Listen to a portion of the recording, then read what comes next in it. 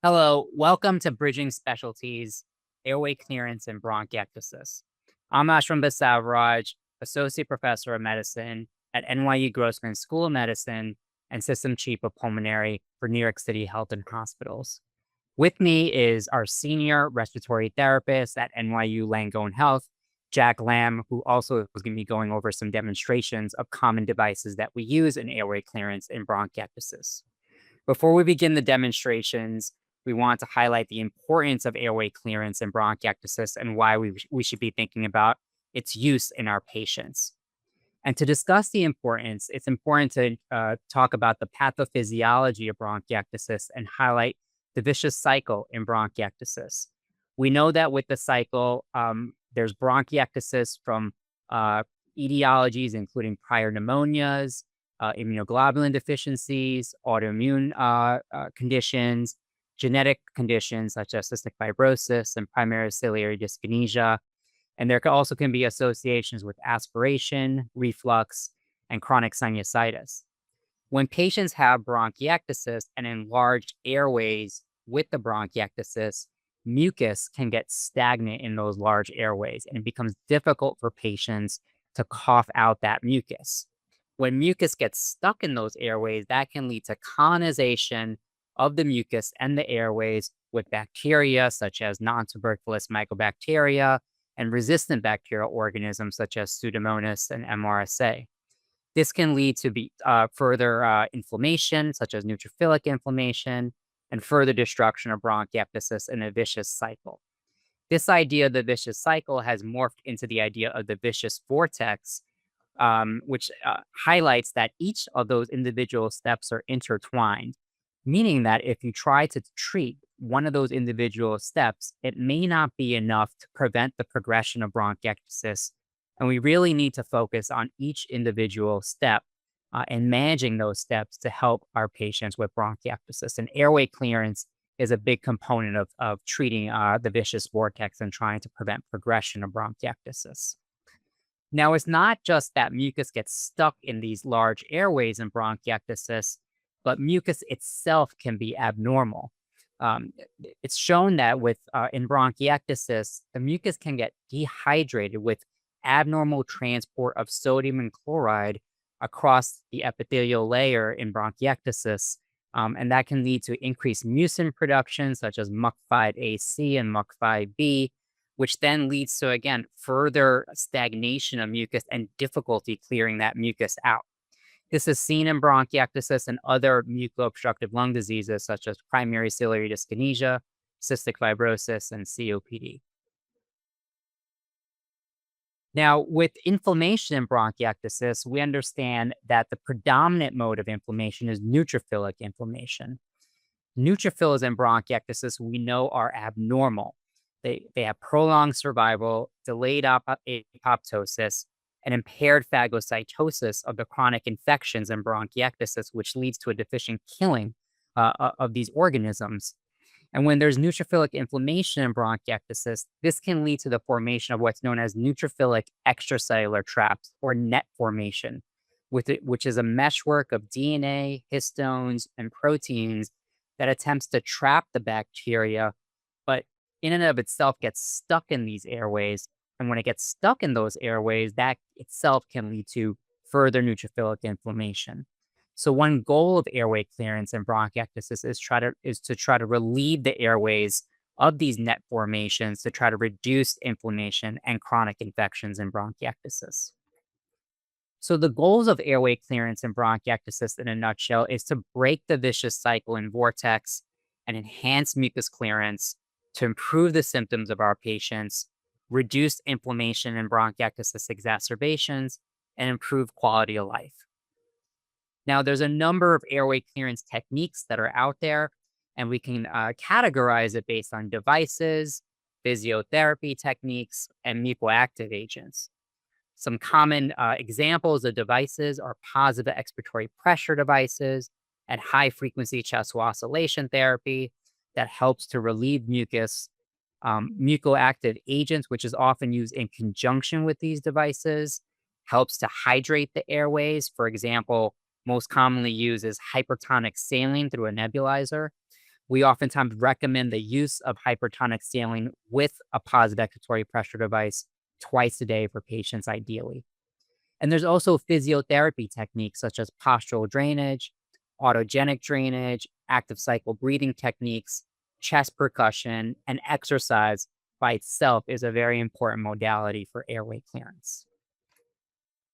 Now, these are some resources for airway clearance that patients can visit for further instructions on devices such as the Bronchiectasis Toolbox or bronchiectasis.com.au, the Impact website, which also has some videos on airway clearance instruction, and the autogenic drainage app, which patients can download on their phones, and it really coaches the patients on how to perform autogenic drainage appropriately. Now we're going to go through some demonstrations of airway clearance techniques, and we're going to have our respiratory therapist, Jack, help us with those demonstrations. We're going to be discussing nebulizer use and induced sputum, performing active cycle breathing techniques and autogenic drainage, the use of positive expiratory pressure devices, as well as the use of high frequency chest wall oscillation therapy. Thank you. Okay, so and commonly prescribed for by physicians are albuterol, and it's used in conjunction with hypertonic saline. And depending on your nebulizer compressor, may take about 10 to 15 minutes in preparation. And here we go.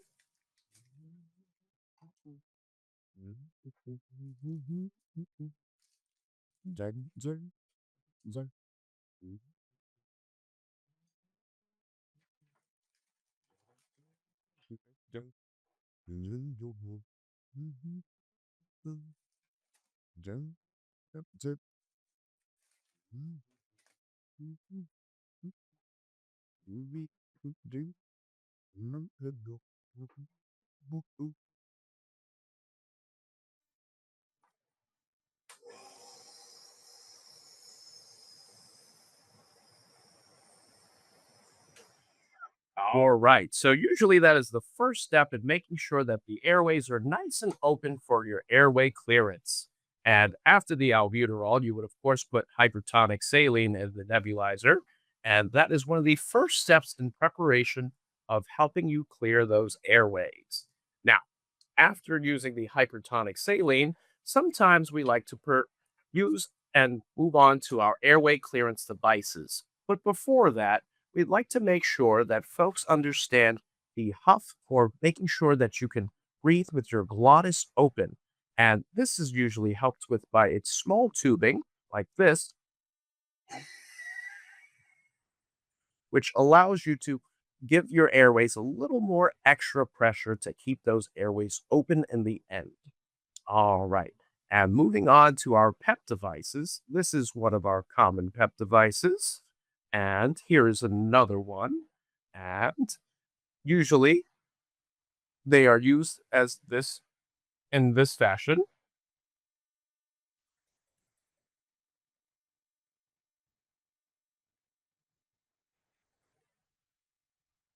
All right. The purpose of this device is not to blow vigorously, as the benefit is from the vibrational therapies of your lungs. And once again,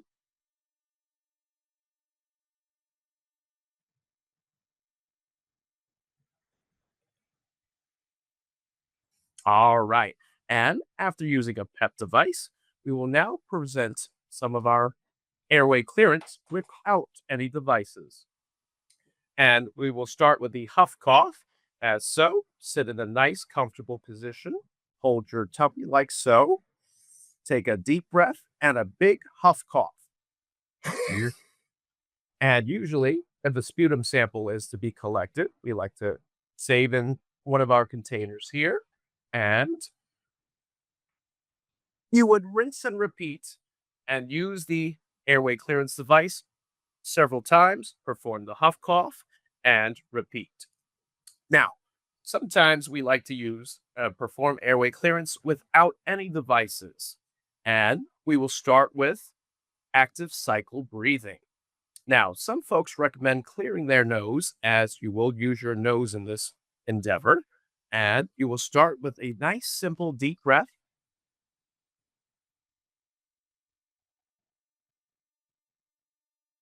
and slowly out. Nice deep breath. All right. Now, when you're breathing in through your nose, this is nice and relaxed.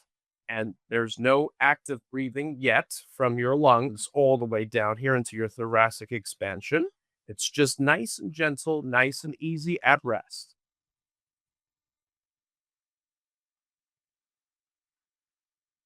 All right. After the patient gets a feel of how they are breathing at rest, we're going to focus now on a little bit more of our chest expansion. And we're going to put a hand on our stomach. That way we can feel how deeply we're breathing.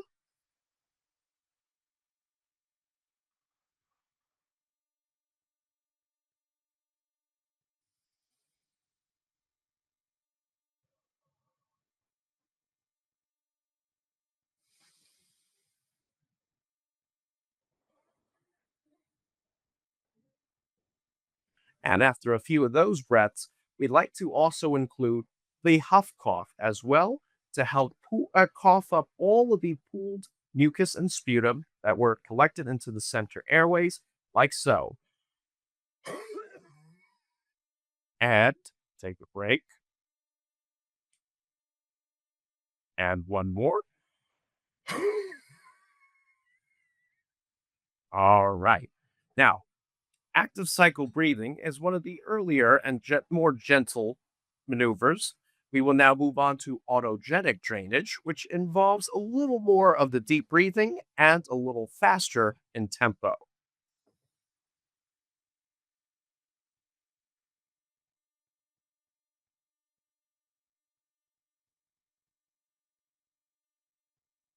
At first, when you're breathing at rest, you allow your lungs to fill in those peripheral airways.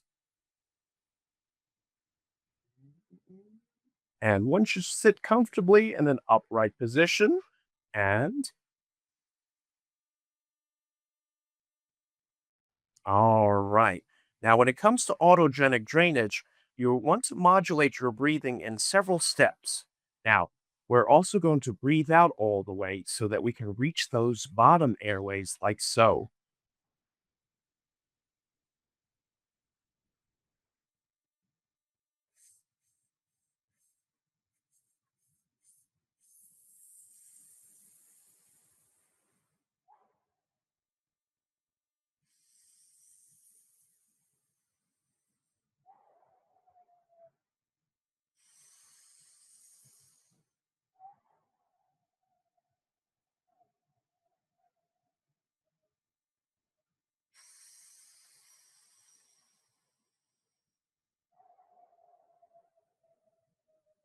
Now, depending on the patient and how much mucus or phlegm they may have in their system, you will start to hear some of the rackles and bronchi moving up as we breathe deeply.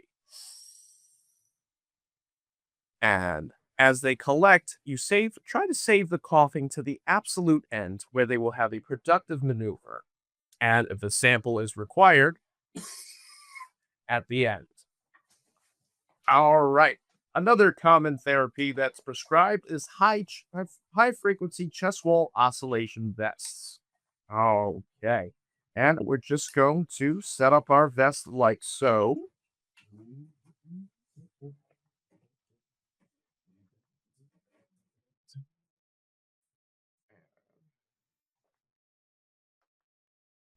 All right. And we're going to start off with a very gentle setting.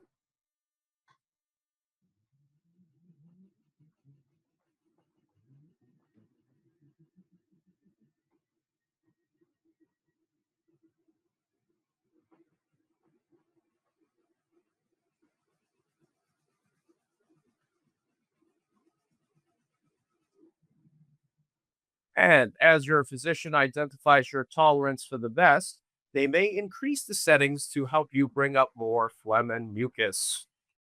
This is not the only vest that's available.